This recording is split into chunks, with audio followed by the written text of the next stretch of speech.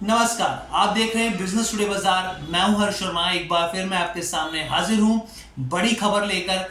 HDFC bank के quarter 4 के numbers आ गए हैं। इस नंबर का बेसब्री से पूरा बाजार इंतजार कर रहा था। ये नंबर कैसे हैं, क्योंकि मैं आपको बताऊं, शुक्रवार को जब आखिरी इस पूरे हफ्ते का आखिरी सत्र था, उस दिन जो था एचडीएफसी के स्टॉक में तेजी देखने को मिल रही थी। करीब करीब 1.5 से 2% की तेजी थी। शायद बाजार कुछ अनुमान लगा के बैठा था। अब यहाँ पर ये रिजल्ट्स आ गए हैं, लेकिन आप देखिए एक चीज जानिए कि निफ्टी 50 में बहुत सबसे ज्यादा जो वेटेज है वो एचडीएफसी बैंक का है। अगर मार्केट कैप वाइज देखें तो वो रिलायंस का है, लेकिन निफ्टी 50 में अगर वेटेज के हिसाब से देखा जाए तो एचडीएफसी बैंक सबसे ऊपर आता है।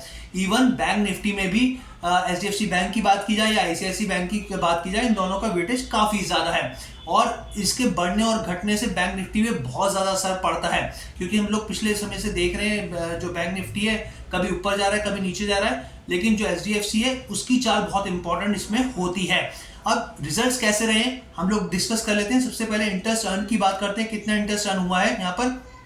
तो देखिए यहाँ पर एक चीज बिल्कुल मत भूलिएगा कि हम लोग यहाँ पे सालाना आधार पर कंपेयर नहीं करेंगे, क्योंकि उस समय आपको याद होगा पिछले साल एचडीएफसी लिमिटेड और एचडीएफसी बैंक के बीच मर्जर हुआ था, तो इस हिसाब से उसकी भी चीजें इसमें जुड़ती नजर आएंगी, तो उससे हम कंपेयर नहीं करेंगे। यहाँ पे क्वार्टर, पिछले साल का क्वार्टर 4 कैसा रहा और इस साल का क्वार्टर 4 कैसा रहा, उसके हिसाब से कंपेयर करने की कोशिश करेंगे। देखिए 31/12/2023 के क्वार्टर 4 की बात की जाए तो इंटरेस्ट अर्न हुई है 70,582 करोड़ रुपए। और अब ये चौथे क्वार्टर में कितनी बढ़कर आई है, जो अभी पीछे वित्त वर्ष का क्वार्टर 2024 का, तो 71,472 करोड़ रुपए, यानी 70,582 करोड़ से बढ़कर 71,472 करोड़ रुपए हो गए।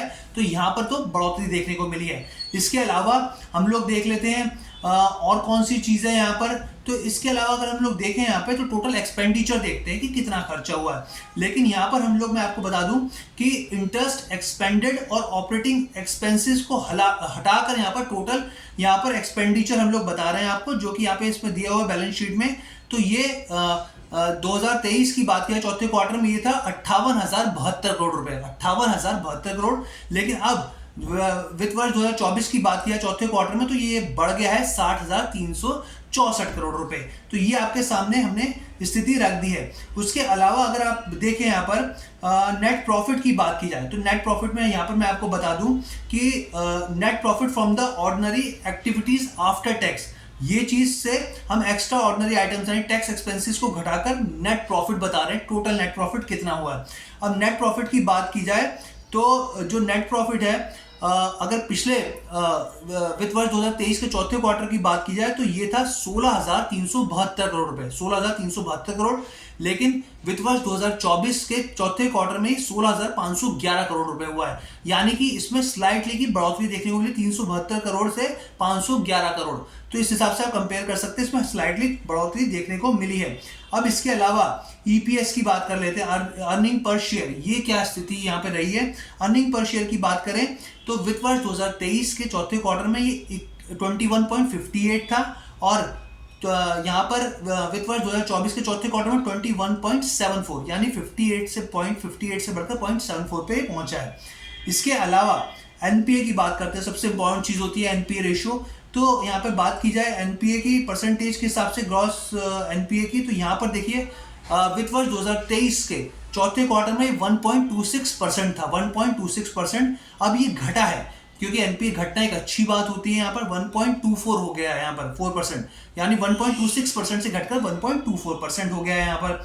इसके अलावा अगर आप और चीजें देखें यहाँ पर तो देखिए सबसे इंपॉर्टेंट चीज एक जरूर होती है, इसका जरूर ध्यान दीजिएगा, रिटेल बैंकिंग में। यहाँ पे रिटेल बैंकिंग का क्या स्थिति रही है रिटेल बैंक की।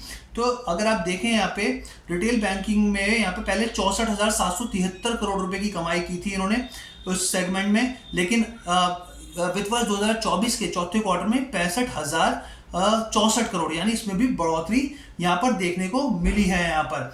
तो ये रिटेल बैंकिंग की मैंने आपको यहाँ पे स्थिति बताई है कि यहाँ पे इस हिसाब से बढ़ोतरी देखने को मिली है।